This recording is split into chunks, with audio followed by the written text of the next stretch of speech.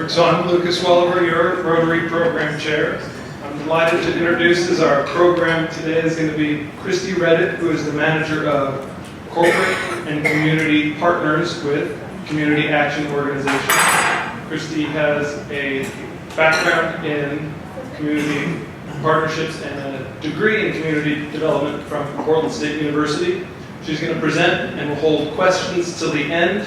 If you're interested in community action, I'm going to send around a sign-up sheet for their e-newsletter. And so please join me in giving a warm Rotary welcome for Kristy Reddick.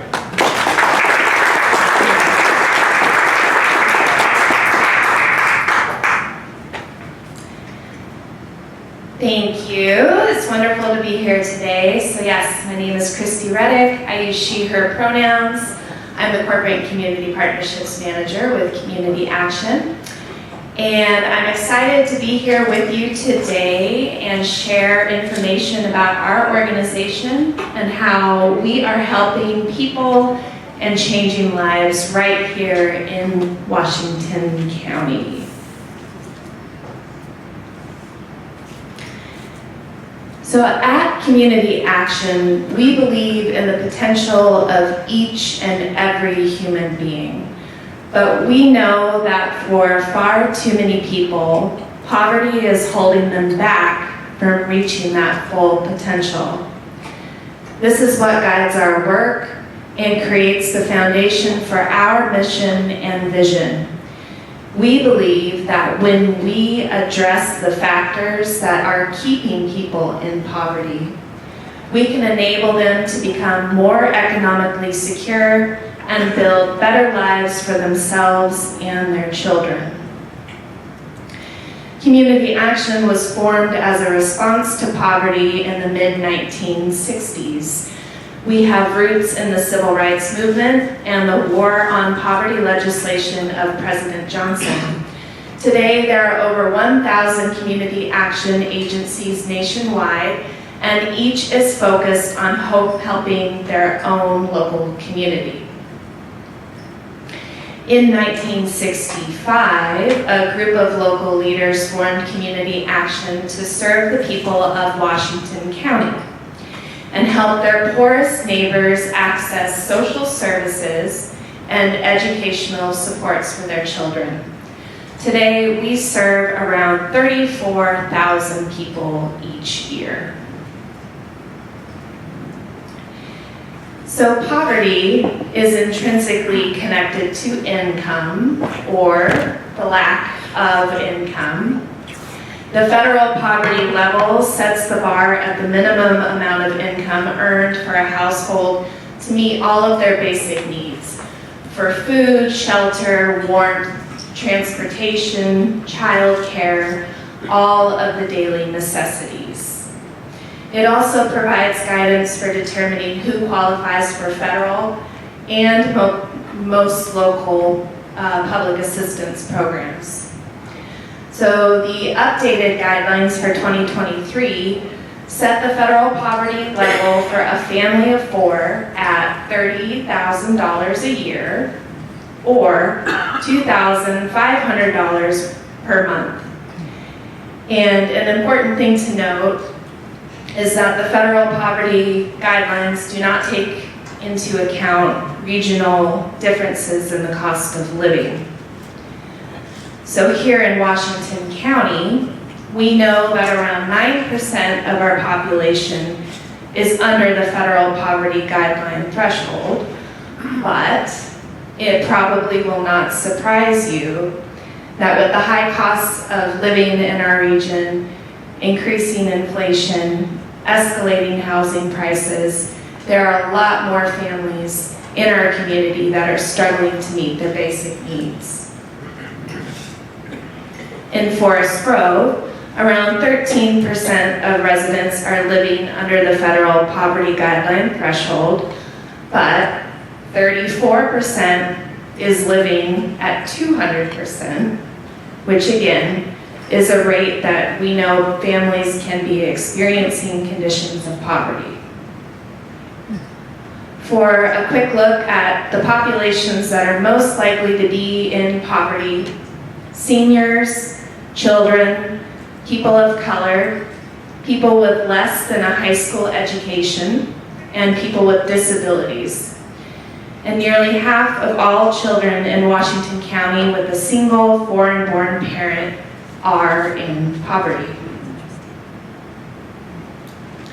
So how is community action working to eliminate the conditions of poverty in Washington County? This is our theory of change model to give a visualization of our work in action. We start with an understanding that in order for people to be on a path to exit poverty, they must be meeting their basic needs for food, shelter, and warmth. With basic needs being met, people have a sense of stability that allows them to work on meeting needs for things like healthcare, transportation, and financial resources. From here, it's possible to shift from simply survival to longer-term goals around education, employment, and building social connections. At this stage, an individual or a family is equipped to exit poverty and achieve the financial independence they need to not just survive, but to thrive. Running along this continuum of needs and goals, community action provides direct services and connection to community resources. We strive to meet people where they are, knowing that while some only need short-term assistance to overcome a challenging situation, others benefit from long-term support with the network of services. It's a lot of talking. So now I'd like to share a bit about what happens when someone walks through the doors of community action. So this could be literally walking into one of our 3 service sites in Washington County. It could be connecting by phone or online. Any way around it, we employ a wraparound service model, meaning that whatever program door a client enters into community action, they will be connected to all of the programs that they're eligible to receive. So now let's take a quick tour of our programs. We place a special focus on providing interventions and services to young children because we know when we invest in kids, we can help to break the intergenerational cycle of poverty. Head Start is a free preschool program that combines high-quality learning with health screenings, nutrition, and wraparound supports for the whole family. We offer training, professional development, and coaching to people interested in starting their own child care businesses. This, in turn, helps to support the creation of more quality child care options for working parents, and it helps more individuals, often mothers and people of color, start their own businesses. We provide support to expecting parents to access prenatal care, enroll in the Oregon Health Plan, and connect them to other parenting and early childhood resources. We also work with parents to promote their child's health and well-being through parenting support and skill development. We dedicate a number of programs to fighting homelessness in our community, and the Hillsborough Family Shelter is an important part of this strategy. Our staff help families to secure a new place to live and connect them to wraparound services to help them get back on their feet.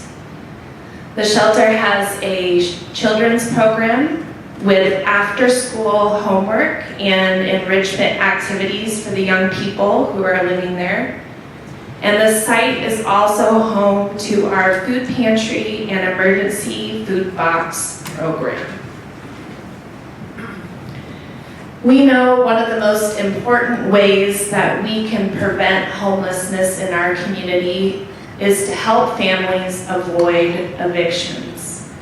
We provide emergency rent assistance to stop evictions before they happen and keep our most vulnerable community members safely in their homes. We also help households to meet their basic need for warmth and safety by assisting them with their utility bills when they get behind.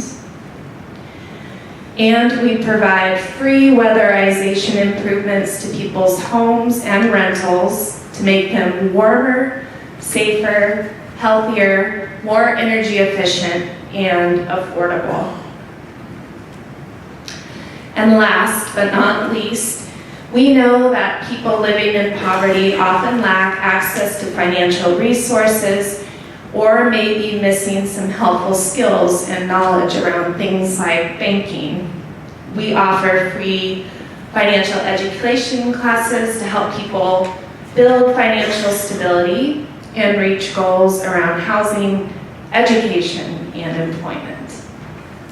So, now that you have been introduced to all of our programs, I'm going to share a short client video so you can see our wraparound services in action.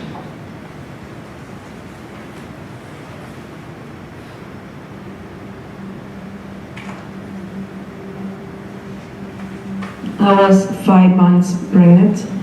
I have been into domestic abuse, and I became a single mom of 2 kids.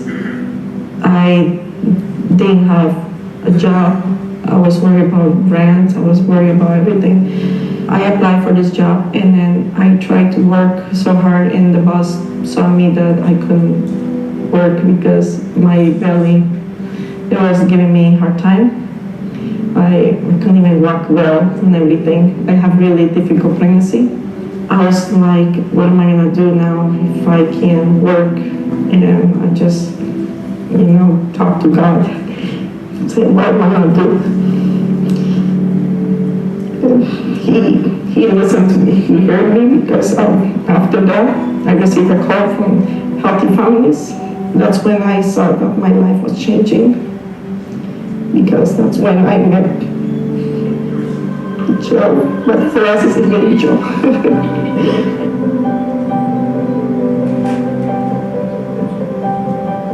Healthy Families is a parenting support program for new and expecting parents. We work with families in their homes and provide extra support with day-to-day challenges, information around parenting and child development, connecting families to resources.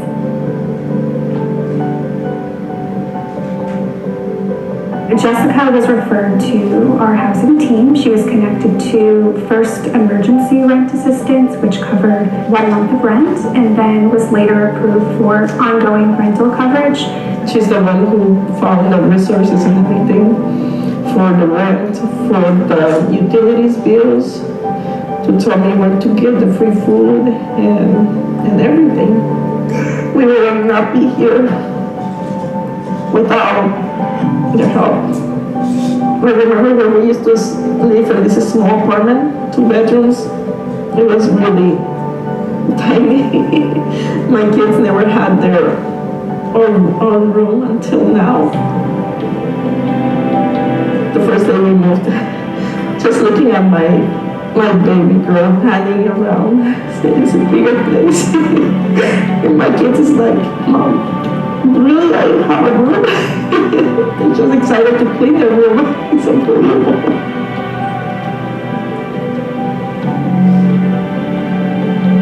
A dream of Jessica's was to stay home with her children. So I was really excited to share about the opportunities that Child Care Resource and Referral has. They made a referral for her, and she was assigned a specialist who really helped her navigate the ins and outs of what it takes to open up their own childcare business. While Jessica's rent was being covered, she really used it as an opportunity to access the trainings and the peer support and the coaching.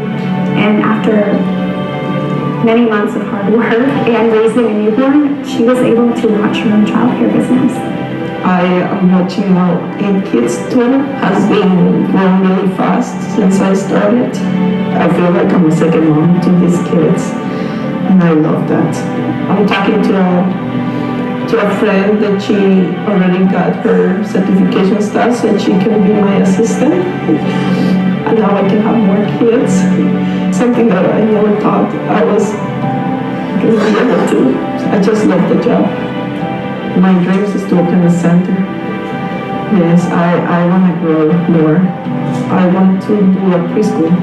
Right now I'm teaching them Spanish and basics and stuff, but I want to teach them more. From the very beginning, Jessica's dream was to create a better future for her children. Through the programs at Community Action, she's really been able to not only stabilize, but really access and get opportunities to things, and she's making all these dreams come true for herself.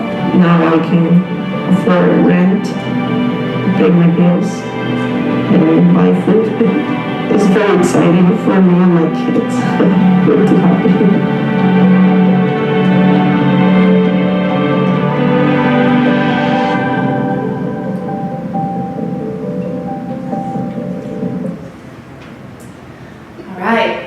I like to think about Jessica's story through the lens of that theory of change model that I showed earlier. When we meet Jessica, she is in crisis. She's struggling to meet her family's basic needs. She finds community action, and she receives help to pay her rent, to feed her family, and to prepare for the birth of her daughter. With assistance and support, things start to stabilize for Jessica, and she's able to shift her focus from survival to her own longer-term goals. She decides that she wants to pursue a new career as a child care provider. She works hard and is eventually able to open her business, move her family into a larger home, and she is continuing to build that business to this day. Jessica's story shows how wraparound services can help families move from crisis and economic uncertainty to stability, self-sufficiency, and prepare them to be able to exit poverty. So my hope is that having spent some time learning about community action, you feel engaged. You want to be engaged in our work. We have impact reports around the room, and if you're interested in receiving any updates from us, including more incredible client stories like Jessica's, please sign up for our e-newsletter. There is a sign-up sheet also floating around the room, and it's available on our website on the homepage. I'd also like to invite you to share resources about our programs with people in your network and your community. I brought a document that's called How to Access Services, and it's a complete list of all of our programs and how someone needs to reach out to help. And this document is also available online in 17 different languages on our website. Another way you can make our important work possible is by joining our circle of support as a donor. Your donations stay right here in Washington County, and they change lives in our community here in Forest Grove as well.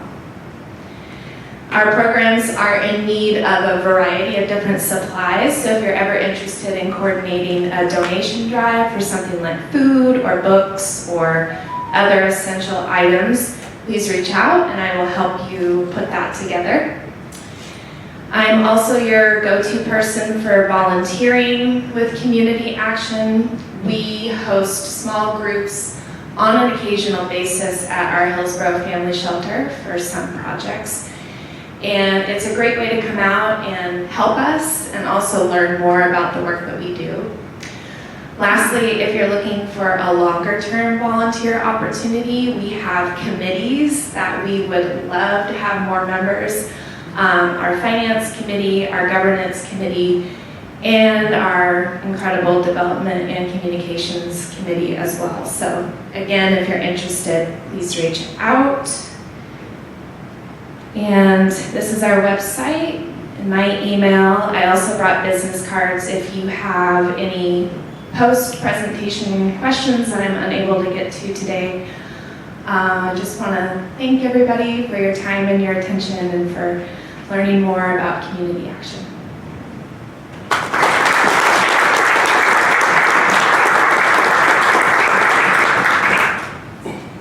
And I will take any questions if anybody has any. So there are several organizations, right, that help families throughout Washington County. And I know we had someone present from the Family Justice Center, and they're built around or they're around abuse and breaking that cycle, and community action stays rooted in breaking the poverty cycle or rooting from that. But Beaverton Resource Center is also kind of rooted in poverty. How do they differ from what community action does, or is it complementary? Do you work with those people at all? Yeah, we actually have staff members stationed at the Family Justice Center and the Beaverton Resource Center. So we have staff that go every day, and they're able to basically cross-referral with clients that are coming in. Client might be coming in because of a DV issue or what have you. We're there to be able to provide the services that we also provide. So in short, I would say we work perhaps in different specialized fields, but definitely we know that we're better together. And so we work in partnership with a lot of local organizations. A great example of this also is the need for emergency rent assistance during the pandemic absolutely skyrocketed in our community. And one way that we knew that we could help get this resource out was to partner with our culturally specific organizations, including Adelante Mujeres, the Muslim Educational Trust, a lot of local orgs that are working specifically with their own community, and we were able to equip them with the capacity to do referrals and then get that assistance out to communities. So language, cultural barriers were not preventing that. So yeah, yes, better together. Thank you for that question. Yes. So do people have to be under the federal poverty limit to qualify for services? And if the question's no, then have you accounted for, like you mentioned, regional, cost of living to allow more people to qualify for services in our area than maybe would in another geographic area? Thank you. Yes. So the answer is it's complicated. It depends on the programs. Primarily, our funding comes from federal sources, and so they have earmarked requirements that we have to follow. So Head Start is a lot different than utility assistance. I know for something like utility assistance or the weatherization, the energy improvements that we do on people's homes, our qualifier is actually 200% of the federal poverty level. So instead of a family needing to be under that $30,000 threshold, a family of four would be under $60,000, which, again, we know that that's a place where people can struggle to pay for all their basic needs. So it does depend program by program. We're looking to serve as many people as we possibly can, because we know that upward mobility sometimes requires that support. So I hope that answered. Okay, So how many families do you have in your programs, and how do they like age out or move out, or do you see a lot of people coming from that poverty level and moving up to that? Yeah, I would say in terms of families, there's a page, I think it's the very back, that has a really nice snapshot of people served by various programs. So we know that in our last fiscal year, we served 34,000 individuals. And so these are not duplicated individuals, but this includes everyone that we have data for. So babies all the way through seniors, everyone in between.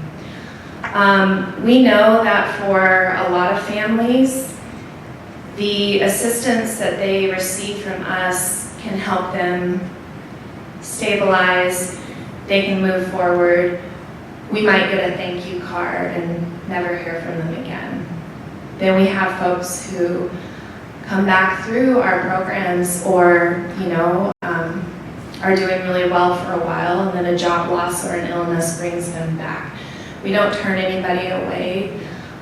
We really are on a trajectory of empowerment and trying to move people up forward and, out of the need of social service net, but we just recognize that it's complicated. And through the pandemic too, we were encountering a lot of families and individuals who had never needed to reach out for help before.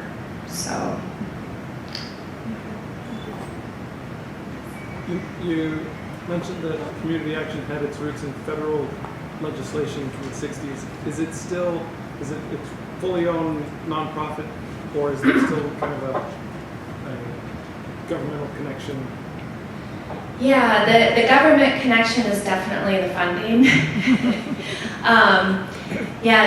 The Community Action Network was primarily formed and funded. It really had its roots in 1964, 1965. Our agency in particular is a little bit unique. You will hear about community actions throughout the state. I think there's 17 in Oregon and over 1,000 nationwide.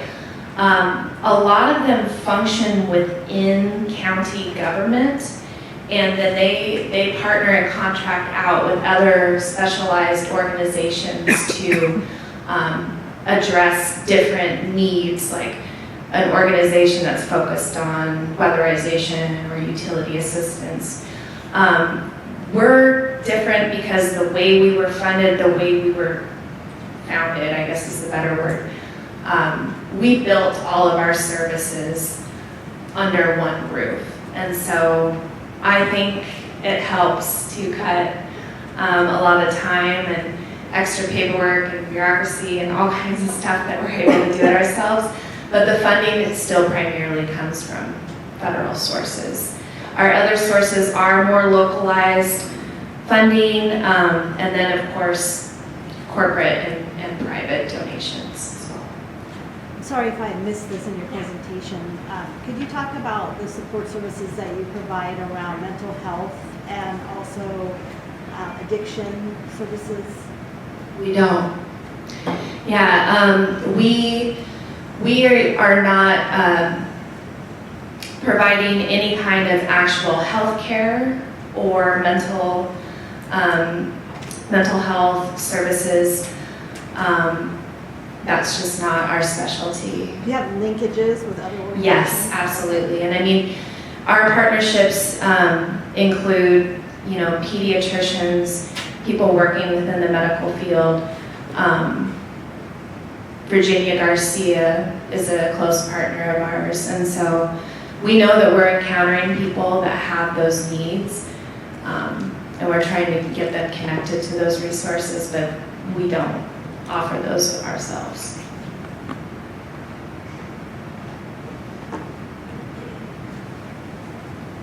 Any other questions? Okay.